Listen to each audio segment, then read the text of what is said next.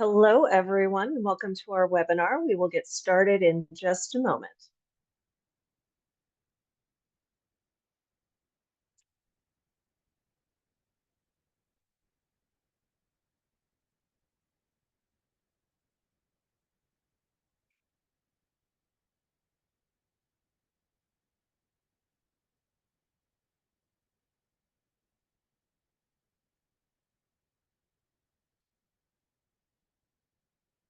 All right. Good morning, good afternoon, and good evening to those joining us from around the world.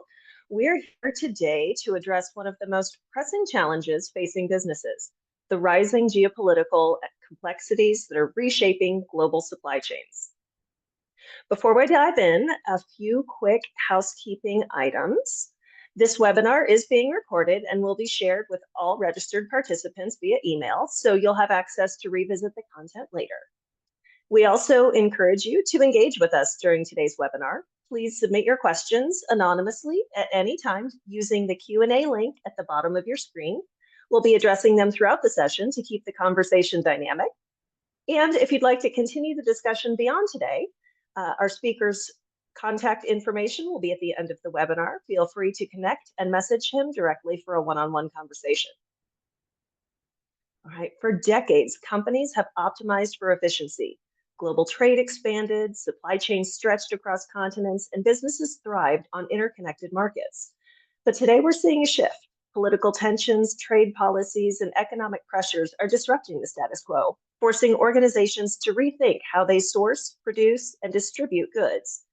The question isn't if change will happen, it's how prepared we are when it does. Guiding us through this landscape is Nick Bonich, Chief Revenue Officer for Miebach US and Canada. With deep expertise in supply chain strategy and transformation, Nick worked with leading organizations to navigate uncertainty and build supply chains that don't just survive disruptions, they thrive through them. Let's get started. Nick? Thanks, Ellen. For those of you that I don't know, I see a lot of familiar faces in the attendee list, but Nick Bonich, partner with Miebach Consulting, currently serves as our Chief Revenue Officer for US and Canada. So with that, I have customer success and a lot of our key account management. So just want to share some insights. I have had to redo this deck, I think 5 times in the last 30 days since we thought about doing something around the topic of geopolitical situations nowadays. So certainly want to make this interactive. As you have questions, things that you want to go a bit deeper on, feel free to put that in the Q&A. Ellen will make sure to grab my attention, and want to make this as much as a conversation as possible because, like it says in the title, there's nothing certain but uncertainty headed forward. So 20 years ago, this is the 20th anniversary, Thomas Friedman authored the book, The World is Flat, where he really talked about the rise of the global economy, that everything was getting global in nature. In that, he laid out 10 flatteners. Those flatteners included things like the internet, offshoring, what he called supply chaining, not my term, as well as, offshoring, like I mentioned, outsourcing. There was a number of those forces.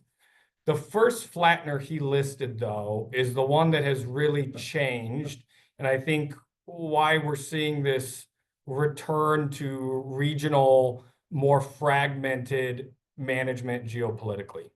So his first flattener that he said really gave rise to globalization was the fall of the Berlin Wall. That no longer did you have these 2 poles of power that were competing against one another, which inherently, right, this is where the whole first world, third world nomenclature comes from, right? Were you siding with the Atlantic Alliance, or were you sided with the Soviet bloc? There were 2 poles of power. And when the Berlin Wall fell and with the fall of the Soviet Union, the world didn't have competing poles of factions competing against one another.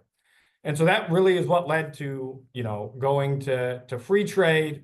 1/3, the U.S. Census Bureau attributes 1/3 of the rise of the U.S. GDP and half the world's global wealth that came from the world flattening and globalization.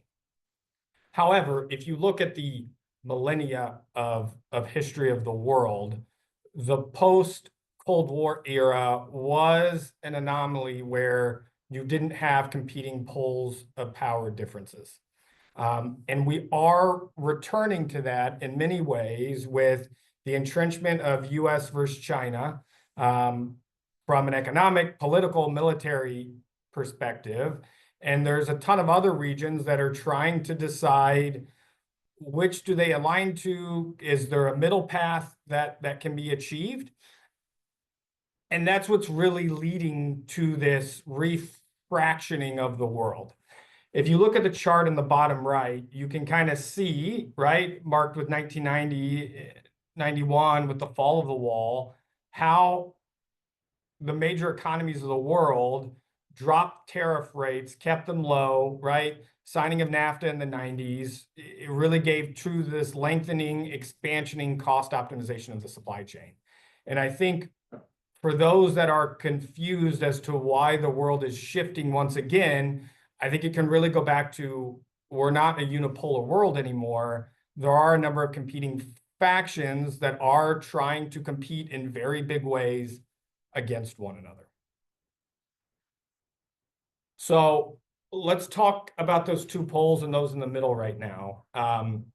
First, let's focus on the US. Trump's first term was a bit of an anomaly because he was unknown.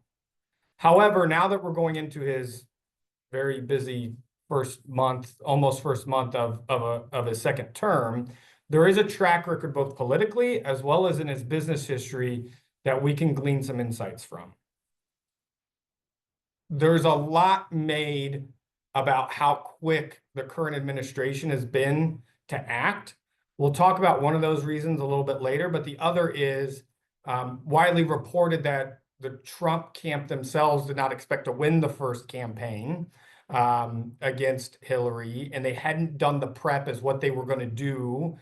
Historically, presidents are measured by their first 100 days. Again, we'll talk about that. So we can glean more from the back half of Trump's first term, but I'll talk a little bit about his business history and how he acted in business. Again, this is not a pro-Trump, anti-Trump, pro-US, anti-US conversation. This is a conversation about the things that are going on, what are the root causes, what is each side looking for. And one thing that Trump does a lot of is using social media.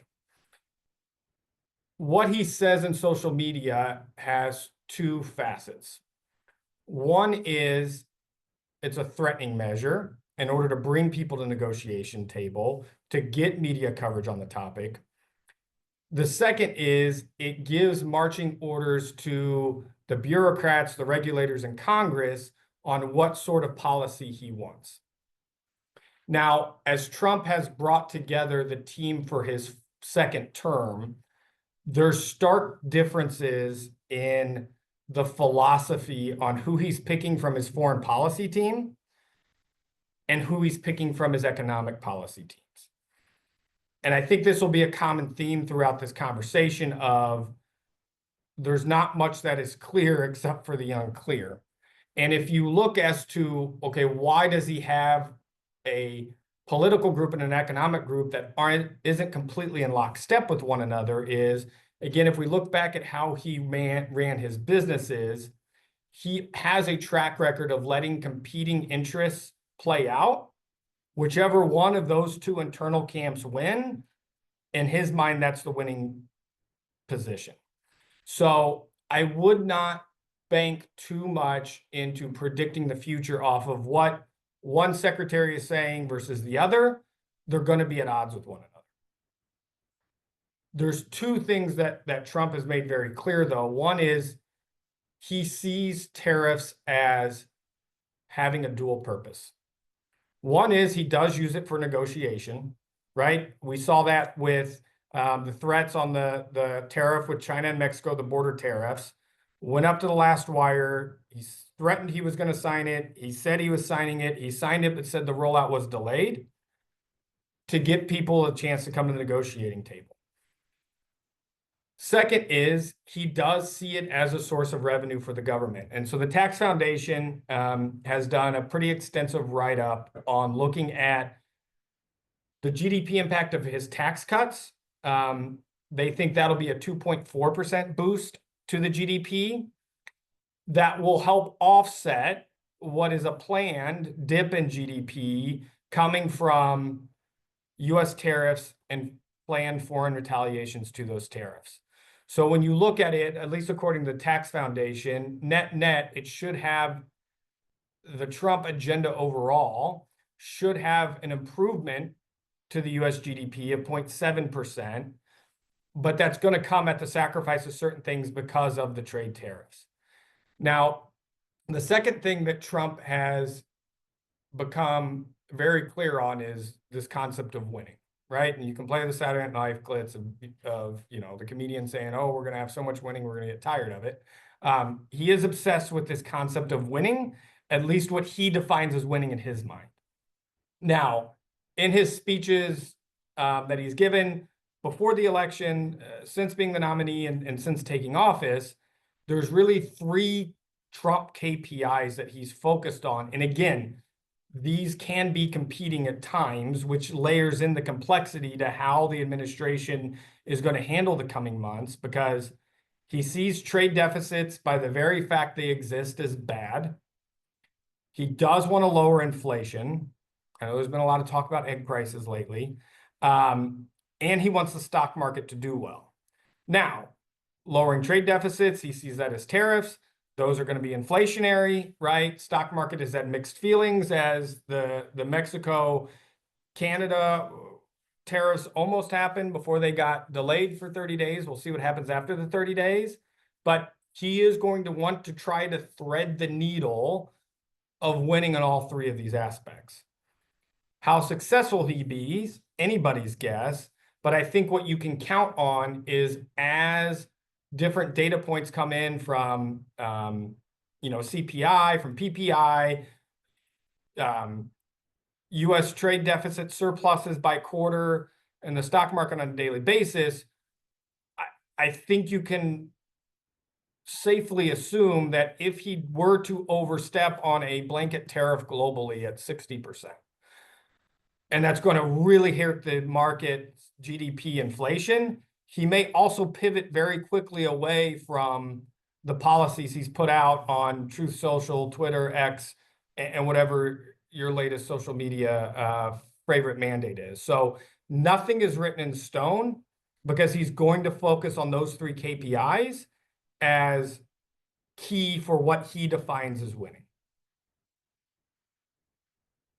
I talked a little bit about first 100 days. Why is the first, maybe before we go to that, Ellen, I know one question we wanted to ask the group, a polling on, coming out of the pandemic, there was a lot of talk about VUCA, right? Volatility, uncertainty, complexity, and need of agility, and the nearshoring. So one question I have from the group is, in hindsight of what's happened the last 30 days and the potential stress and chaos it's caused, how well do you think your organization did from taking some of those lessons learned where the world shut down, basically over the series of 2 weeks, supply chains got fragmented, uncertainty was all over the place on demand. Now, given where we're at, fast forward 4 or 5 years, how well do you feel like your organization is readied from the lessons 4 or 5 years ago for what's going on now, versus were some of those lessons what we said about agility, duplicative sourcing, China +1 policies? How well do you think the feet hit the street on actually executing those things versus the lip service that was maybe given from thought leadership, from consultants and industry titans on how important those things were going to be? So if you can answer that poll, we'll have a couple other questions later on. But just an interesting thing, I'd be interested in, really, did organizations do the groundwork to get ready for this level of complexity and uncertainty once again, 5 years removed from the pandemic?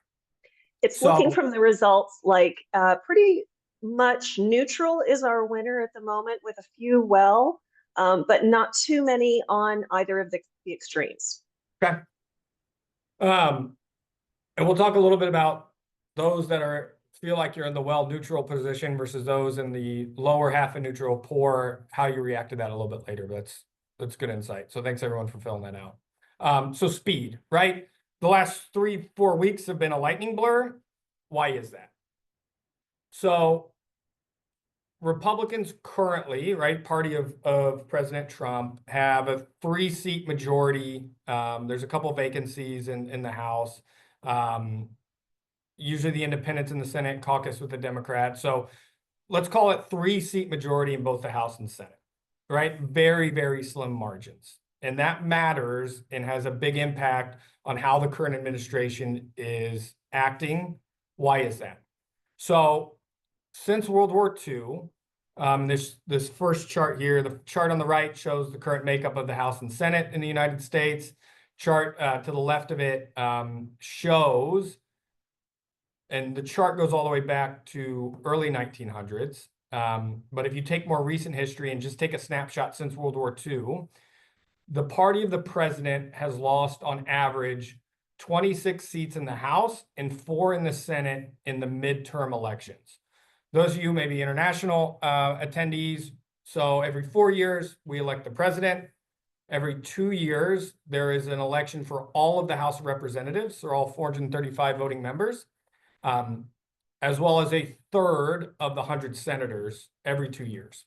So if you take the past, and while past has not been very indicative of future performance thus far in many ways in the last 12 years of US political history, there is a probability, 50-50, that if the president loses 26 seats in the House and loses 4 in the Senate, President Trump will be faced with a Hakeem Jeffries Democratic-controlled House and a Chuck Schumer controlled Senate, which is not going to be very favorable to the type of deal making that Trump campaigned on and wants to do as part of this second term. When you couple that with the fact that President Trump is only going to be a one-term president, whatever he tweets or makes speeches about, different story, but the fact that he's only going to be a single-term president this time around, there is an immense amount of pressure on what needs to be delivered in these first 100 days. Because once you start getting into summer, fall of this year, the 435 House members start very focusing on their reelection and are going to very much vote on that in their constituency, much more so than the president's agenda that he would have won with back in November. You can see some evidence of this pressure by, number one, the speed at which they have moved, coming in to taking office on January the 20th. The number of executive orders. DOGE only has a mandate out to July 4th, 2027, which is one, a cute marketing ploy of the celebration of America's independence, but two, yes, Trump's a marketer, but real reason is once we get past those midterms, there's a good chance that the Republican Party cannot act unilaterally as they can now. Third piece of evidence is, yes, we're talking a lot about tariffs, but there's a ton of other, and you saw it in that previous chart, on other policies that Trump's agenda needs to put in place with the tax cuts to offset the GDP hit that these tariffs are going to have. The House has already started working to pass a tax and immigration reform in a single reconciliation bill. If you need a lesson on reconciliation and how the U.S. House works, different webinar. But there's 2 main topics on the Trump agenda. One is the tax and economic policy he wants to put through legislature. The second is the immigration reform he wants. With only having 3 seats in the House advantage, it's going to be very difficult and has already been shown as difficult to pass both tax, economic, and immigration reform in one bill. Speaker Johnson, the leader of the House of Representatives in the US, has said they're going to try to do it on a single bill, but they're already experiencing issues with that. When you add that to, there was a CBS poll yesterday that had Trump's approval rating at 53%, highest he's ever had, I believe. And the Democratic Party, it was a different poll, I forget who had it, but they had the Democratic Party approval at 31%. When you add the big promises that were made, you add the ticking clock till the midterms, and you add the fact that at least approval tailwinds are with the current administration, I think the speed and chaoticness that is coming with this current administration is going to continue while they have momentum and the public's goodwill on their side. Especially because they're going to be dancing a delicate tightrope between these tariff negotiations and inflation with the government reforms. If things go bad and stay bad with inflated prices or, continuing chaos in the political spectrum, the American public is very fickle, and they could lose that very quickly. So last thing on tariffs. I've colored in, or I took this data from the U.S. Bureau of Economic Analysis. This is U.S. trade balance. I think it was for 2024, at least December 24 to December of 23. And there you can see the top hitters on trade deficit and trade surplus. I've colored in orange the ones where there has either been a tariff put in place or a tariff at least threatened. I haven't been on Twitter this morning, so I'm not sure if there's any new news with anybody else that may need to get colored in. But you see here graphically of those countries that the United States has the largest trade deficit with, which again, in the current administration's mind, is bad, that there's a deficit. Over half of those countries' regions, there's already been a tariff put in place, like in the case of China, or in the case of EU and Canada and Mexico, threats of tariffs. He's going to wield a heavy stick with this. Again, though, the tariffs have that duplicative purpose. Trump was a real estate guy by his very upbringing, right? If you read Art of the Deal, if you just look at his history with a number of his properties, he likes to create massive amounts of leverage and then negotiate from that position of strength. So he's using these sometimes what seem very drastic and unfathomable in the old world order level tariffs. Is part of it is he wants to bring people to the table. He wants to make deals. He measures his self-worth, I think, in the morning on the number of deals he makes. So yes, he's using those tariffs to bring people to the table, but he's also not just bluffing, right? Tariffs did go in place with China. There was the recent yesterday aluminum tariff that went in for any products from any region. So it's not just a bluffing mechanism, though. Now, types of tariffs, step back, maybe a little bit of education for those that maybe aren't as familiar with it. There's really kind of 4 key tariffs that an administration can do. One is blanket tariffs. So this would be, hey, look, all imports globally, no matter what, 5, 10, 20, whatever you want %. Country tariff is just that against a specific country. Product tariffs are going to be those on a certain products, like what we saw with aluminum.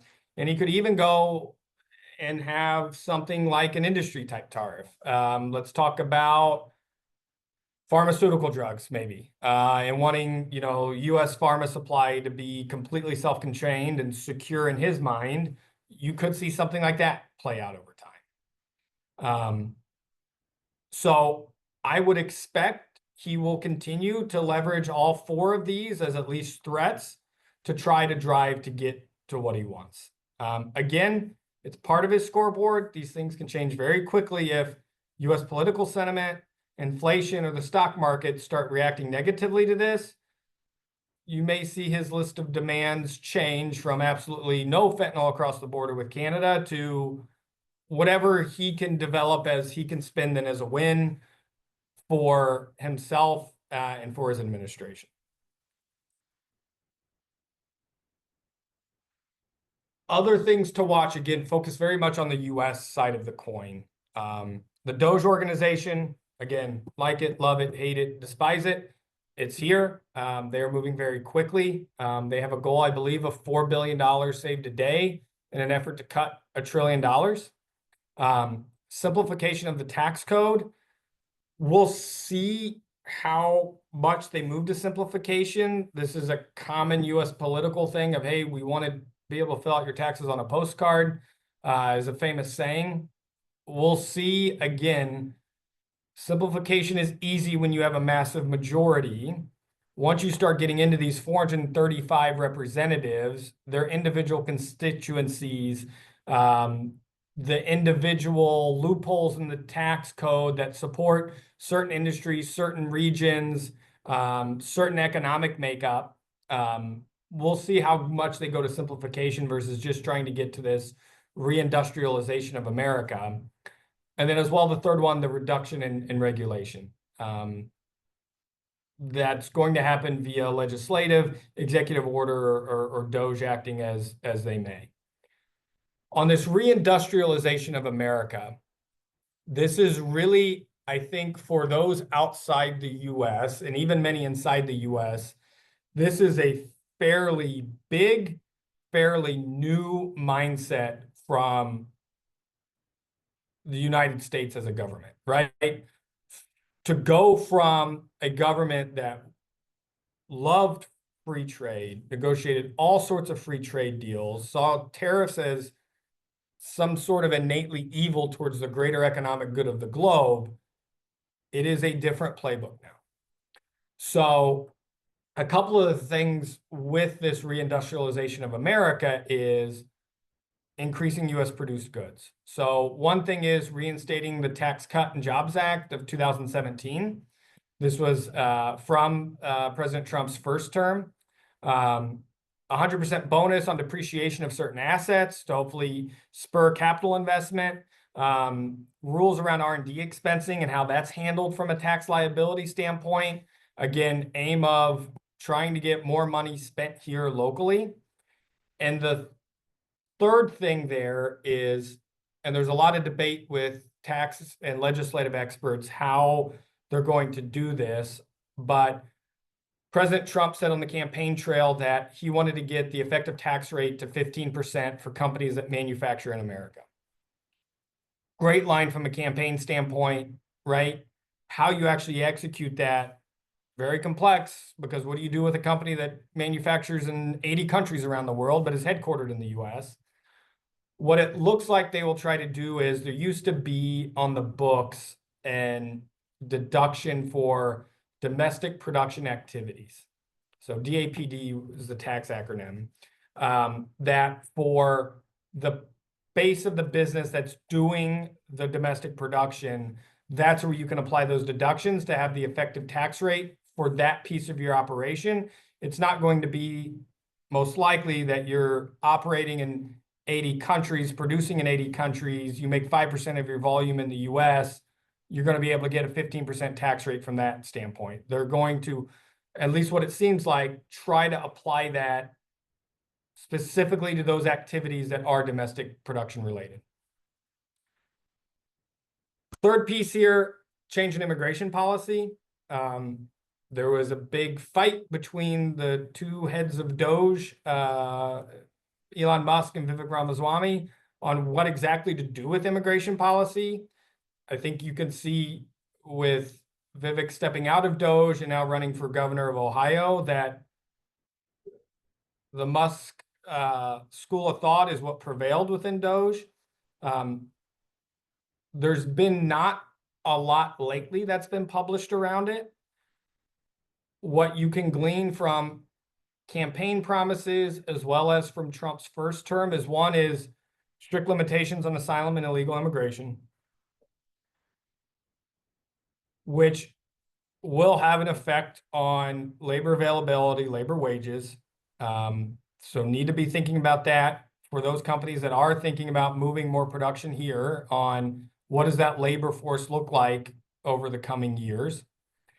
And second is an overhaul of other visa systems.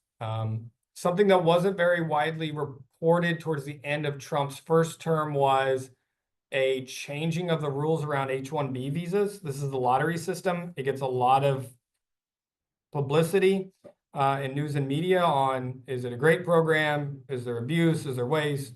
I don't want to get into all that, but what, at least from what they plan to do with the H-1Bs on some of the things that President Trump, Musk, and other advisors have said is make it easier to bring in high-skilled, high-wage folks. I don't know if we'll ever get to a merit-based system like Canada has with the points, but hey, let's make it easier to bring in talent that is highly paid. We'll have a high source of tax revenue for the U.S., as well as support some of the demographic issues that the U.S. has, and maybe less dependency on some of these other visas that are for more of a lottery-based, lower skill set type individuals. And I think the fourth thing that you will see is coming out of the Cold War, the U.S. had a fairly blanket involvement in a lot of global affairs. Again, not here to debate if that was right, wrong, or indifferent. I think what you will see is, and I think you can kind of see evidence of this, is less involved in everything, but very involved on very specific items that the administration believes will benefit U.S. interests. Right? There's going to be a curtailing of U.S. foreign aid. However, you've seen that the current administration is very focused on the Panama Canal and combating some of the things that had been announced or been talked about with China's plans in Latin America. So there will still be U.S. involvement in global affairs. I don't see the U.S. retreating from the global stage, but rather it's going to be a heavier hand where the current administration thinks it benefits U.S. interests. So that's one side of the coin of geopolitical craziness of where we're at. However, if you just look at the U.S. side, you're only looking at half the equation. Been a while since I took a high school science class, but it was Newton or Einstein's theory about every action has an equal and opposite reaction. There needs to be an equal focus as you're looking at your supply chain, where you're sourcing from, where you're producing, where you're importing from, where you're exporting to the reaction of the rest of the globe. And I think this is where you'll start seeing the tension between the economic arm of President Trump's administration and the foreign policy arm, because the last thing, if you hold the hypothesis true that this is really a reconvergence of a two-pole world, China on one pole, US on the other, is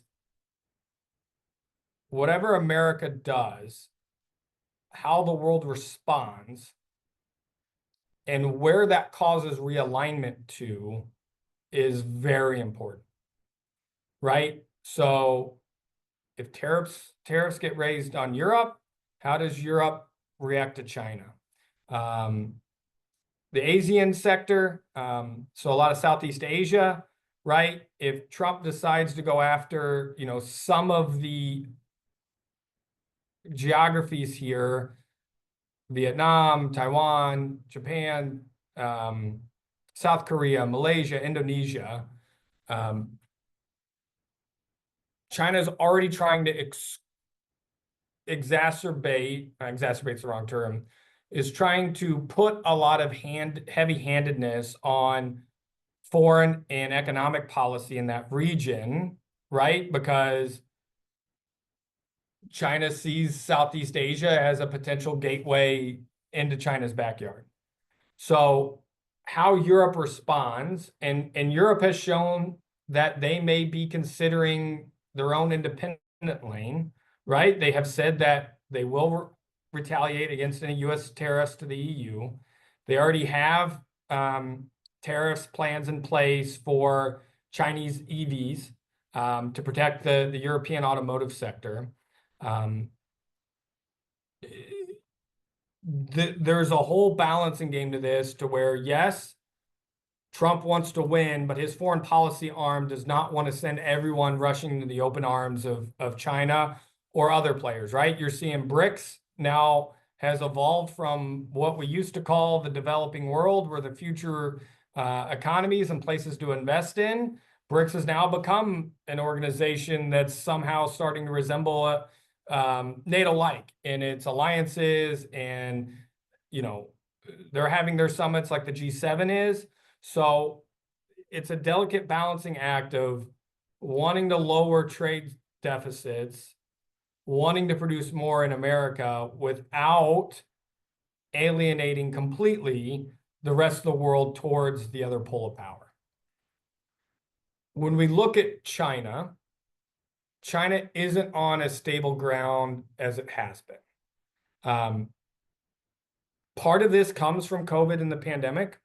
There were certain intentional things that were done during COVID that, with like the zero COVID policy, that you can debate how much of that was really about COVID, how much about that was really around exerting more central control from the Chinese administration over certain parts of the population.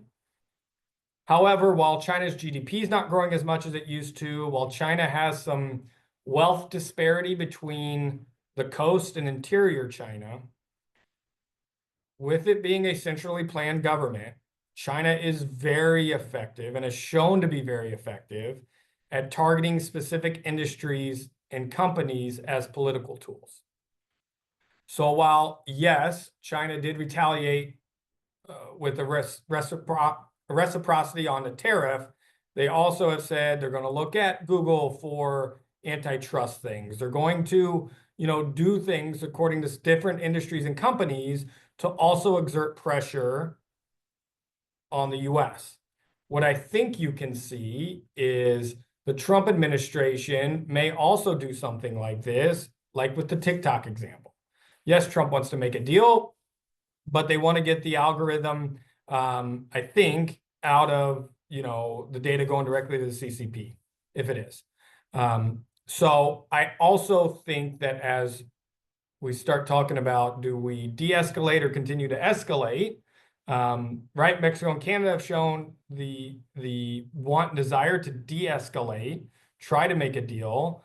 China, on the other hand, yes, there's this TikTok negotiation that's going on in the side, but has shown, at least in other aspects, that they plan on escalating further. What makes the other side of the coin more difficult to lay out, like we just did with the US approach, is there's a lot of governments around the world that are facing uncertainty on their paths forward. Canada is in the midst of party leadership uncertainty. Trudeau has resigned, conditional on the party, Liberal Party of Canada, electing someone else. Their parliament isn't in session right now while they're dealing with this negotiation. I think it's by late October. There has to be an election anyways, given Canadian Constitution. So there's a lot of uncertainty there on, there is no clear mandate to leadership on what the Canadian population wants. There is some unknown on, how much negotiating power does Trudeau have while he's helping steward into this new party leadership. A lot unknown there.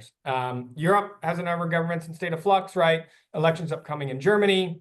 France is going through their continual rounds of governmental flux. And, the UK as well. There's a lot of pressure as, this more populist right-hand movement continues to spread throughout the world, right? Like in Argentina, like in the US, like in some other countries, Italy, there is a bit of a shift right now, and there's not, there is a clear mandate, whether you agree with the election results or not, There was a clear mandate. There's clear favorability ratings that have given, the Trump administration position to act. It's less clear in other corners of the world. However, no one is really just saying, okay, US, whatever you want, we'll give you. For at one point, Colombia was like on a blacklist for a Sunday night during all this, but they backed down. But whether it's China, Europe, political sentiment in Canada, it does seem like there is a stomach to at least push back and retaliate to however the current administration's going to act. So maybe let's pivot now to how the heck, I assume most of you are supply chain leaders by nature of finding Miebach and myself. How do you start now? How do you catch up if you're behind on the flood of changes? What business in general is very good at is creating a best case scenario, right? Oh, 20% growth. Worst case scenario, 2% growth. Yeah, but most likely we'll be in the middle, 8%. However, when you're looking at the geopolitical world and what may happen, rarely is the best and worst case plausible. Like what even is the best case with rising geopolitical tensions? There's a giant G20 summit and everybody comes out of it okay with 0% tariffs. Not going to happen. Worst case, 100% tariffs and the global economy cease to exist and we just go to regional economies. Not happening. What we have to keep in mind, though, with geopolitics and international trade is geography has a cost benefit. What I mean is how much natural resources, what types of natural resources one country has over the other, that's baked into the equation. How large the consumer base is, right? Which leads to purchasing power. It's very different in a country of 360 million versus one of 30 or 10 or 15, right? So geographies in itself have a cost benefit equation that needs to be baked in. What we saw coming out of the Cold War is the world agreed, all right, those cost benefits exist, but in the interest of lowest cost, greatest wealth generation, we'll let those be, and deficits and surpluses will happen. Again, this current administration does not like deficits, loves surpluses. And so those costs and benefits that each country, speaking of the US and each other country around the world engaged in global trade, is going to have to come to terms with the costs they have because of who they are, where they are, and what they have, and the benefits of who they are, where they are, what they have. So in order to map out what might happen and start putting plans around it, there's a tool that's out there. It's called a morphological box. I put a very rudimentary example of it on the right. And when you're really trying to come out with these integrated scenarios, it's a very good tool to allow you to take what seems like an infinite number of different variables that are the rows, and the different options that exist in those variables, which are the columns, to start developing integrated scenarios to minimize the amount of complexity and complicated nature of this. So, and what you should do here is not to drive to consensus, which is what happens a lot of time when you're doing the most best case, worst case, most likely, right? That most likely comes to a giant consensus of puts and takes with all the different groups, is build a series of most likely scenarios, right? So example, one of those would be the blue, right? 10% US to China tariff, 15% China tariff on US goods. Okay, those are moderate levels of tariff. So let's call that a 6% inflation result in the US. There's not going to be any targeted tariffs on any industries above that. And US and EU, they figure it out and don't have any. Option two is US and China go 20% tit for tat, still no global blanket. Okay, higher tariffs from China is going to be 10% US inflation. So what does that do to consumer behavior and buying power? Let's assume the aluminum tariff on top of that still remains. And then US and EU have a tit for tat 10% tariff, right? That's your option two. Because it's not likely that there would be a, 40% Chinese tariff, 30% US tariff, plus a 20% global tariff with only 3% US inflation and a 15% EU tariff, right? That gets into, it's not real likely it plays out that way, right? And you can start identifying where the interdependencies are with these options, like the level of tariff with what inflation happens. And this allows you to give a couple of packaged, insulated scenarios for you to start doing your planning around on what do we need to do as a supply chain organization. This is a tool. We use it when we're doing planning trade-offs. We use it when we're doing strategic network design. We use it when we're looking at types of automation in different warehouses. It's a framework tool that you can populate with any sort of variables and options to allow you to start winnowing down the scenarios you really want to plan around.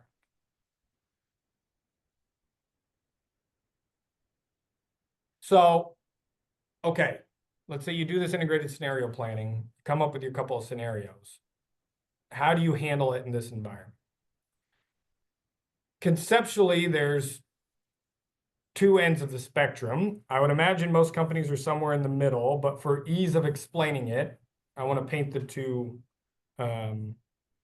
outlier scenarios. And then you can kind of see where you are. And I think, Ellen, maybe this is a good time for our other two questions. Absolutely.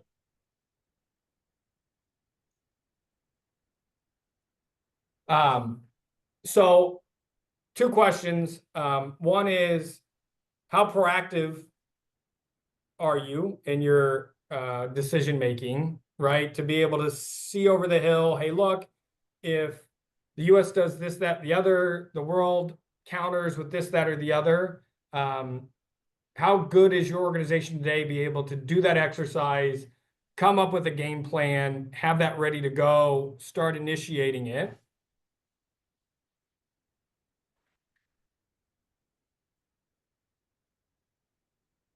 Right, it looks like we've got everybody done. So I'll go ahead and share these results. So pretty much in the middle again, not too much on either of the extremes. Okay, and then it's good that so many people think they're good at it. On the reactive, how good are you at the reactive?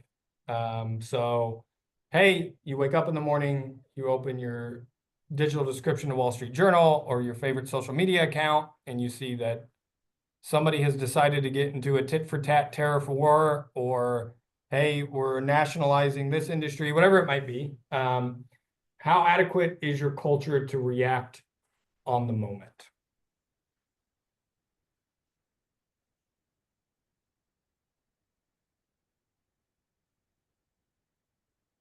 I have a typo in here.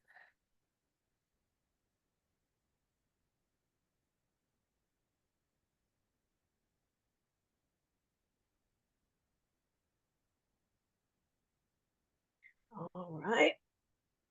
I think we've got everybody's participation here. So again, not quite in the middle this time. We've got some who are starting to branch out toward those extremes. I did see Kevin had a question, and I wanted to expand upon it a little bit more. So I know there have been a lot of questions on like how can the current administration ignore MCUSA and just start throwing tariffs around. This gets into a gray area on executive power. So believe it or not, the reason the Canadian-Mexican tariffs were positioned as being about fentanyl and illegal immigration is because there is presidential power for times of emergency to wage tariffs. Where it becomes less clear that there's typically a process, I think they're called like Section 302 studies, is if a new trade deal or a tariff not in the interest of national security is at play, where U.S. trade representative is supposed to do a study, they're supposed to come back, yada, yada, yada. I think what you can see is that, let's use the example of birthright citizenship. Executive order was signed, first 30 minutes in office, no birthright citizenship. A lot of people would argue 14th Amendment very clearly calls out birthright citizenship as a constitutional mandate. And then the courts got involved. And I think by the next morning, 2 courts had put an injunction on that executive order. I think there will be a lot of efforts by the current administration to do some gymnastics with what is national security interests and things along those lines. Fentanyl, given it's the #1 death from like 18 to 45 of people in the US, okay, that's an easier one to make. Europe, I don't know what the rationale is going to be on that one, but WTO trade agreements that are in place, I think this is going to be something that is twist and turned and flexed around as much as possible. And where there's overstepping, courts have shown that they will get involved. All right. So back to the approaches, how to handle this environment, last couple minutes together. So on the other one extreme is those that are hyper good on the proactive. So these are the organizations that invested heavily in visibility. I'm not just talking visibility tool that you can open a map and see where a container is, but really understanding upstream supply chain, really understanding their contract manufacturers, capabilities, capacities, their own plants, capabilities, capacities, understand, tier 2, tier 3 sourcing and where products are coming from. So these groups, if you have, you have a Coupa, Optologic, Ames, one of the other supply chain designs tools, you can, out of your integrated scenarios in the morphological box, then you can come and say, all right, let's model scenario 1. What does that mean for my as-is supply chain? Let's model scenario 2. What does that mean for my as-is supply chain? And there you can use it as a risk identification survey to see where your soft underbelly is, right? Hey, if these couple of things happen together, from however you define risk, which you should be looking at it from both cost, capital you need to spend to fix it, service and resiliency, you can see where you're more sensitive. And then from there, go back to your morphological box, right? And score those scenarios on a likelihood to happen against that impact you saw with your current supply chain. And then you can build out action plans around that and start initiating those. And then when policy becomes clear, you can get into detailed modeling, detailed analytics, to really put together the right week by week, month by month, day by day plan. On the other end of the spectrum, pandemic happened. Supply chain design tools are expensive. When's this next pandemic really going to happen? Do we really need to map everything upstream and understand where everything's coming from? If you haven't done any of that, you got to be really focused on mitigation and agility. What we saw a lot of our clients do in March, April of 20, when the COVID happened, is create these task force where they had planning folks, sourcing, transportation, manufacturing, distribution, develop a task force SWAT team, whatever cute name you want to call it, that we're very good at in business to make ourselves seem way more important than we are. Develop those groups with the regular cadence as this tariff gets threatened, as this retaliation gets threatened, as this change in policy, as you see labor laws change, that you're able to execute very quickly as soon as the news prints on what's happening. There's still value in going through that morphological box exercise in parallel, but it needs to be done also with the breakneck pace that news is going in right now. And then again, it's easy to become paralyzed with analysis paralysis.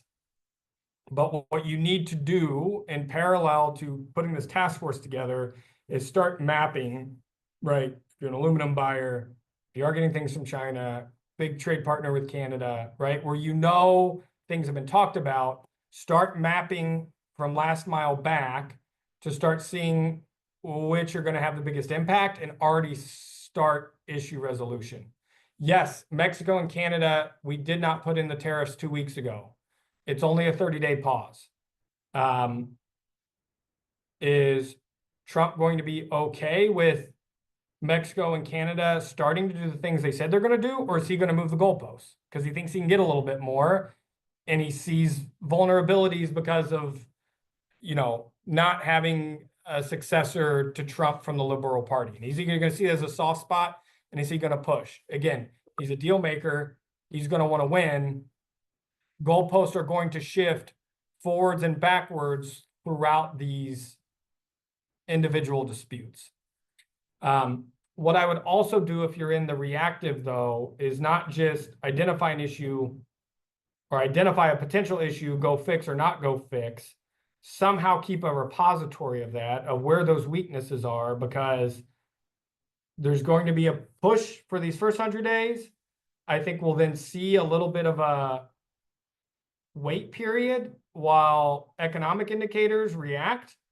And then very quickly, because again, Trump's obsessed with winning, losing 4 seats in the House and Senate would be bad for him.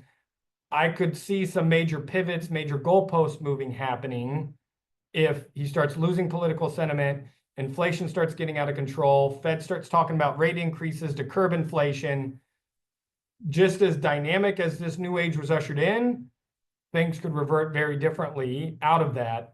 So having those repository of findings, having that areas where you identified the soft spots, those are going to be useful moving forward. And hopefully your leadership from an executive level starts seeing that the pandemic was not just a one-time 100-year level of disruption.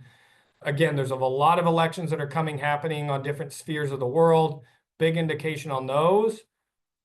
How all that plays out over the next year is going to determine what year 2, 3, and 4 look like from the rest of the U.S. administration. I know we have 3 minutes left. That's all I had. Any other questions or anything that we didn't address? I don't see any open questions. So big takeaways then, if there's no other questions. One is, I don't see slowing down anytime soon from the speed from this administration. We talked about the reasons for that, political sentiment and the realities of midterm politics and the math that goes with it.